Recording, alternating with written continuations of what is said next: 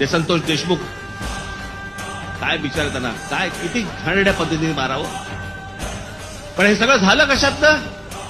त्या विंडमिल, तिकडची ऍश, तो तिकडचा जो काय प्रकल्प त्याच्यातनं निर्माण होणारी जी काही ती राख आहे. म्हणजे मी आजपर्यंत ऐकलं होतं की राखेमधनं फिनिक्स पक्षी उभारी घेतो. आमच्या बीडमध्ये राखेतनं गुंड तयार होतात. विषय होता पैशाचा.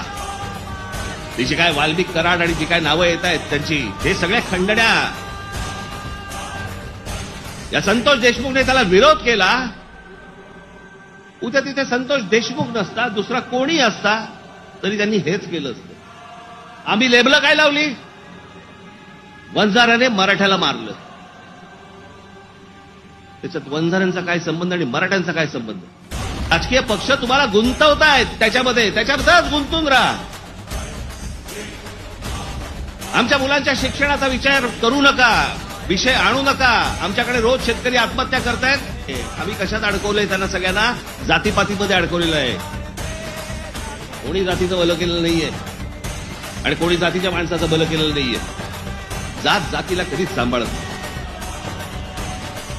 हे फक्त निवडणुकांमध्ये फक्त तुमची मतं घेण्यासाठी म्हणून फक्त जातीचा वापर करतात. याच्यानंतर काही होणार नाही.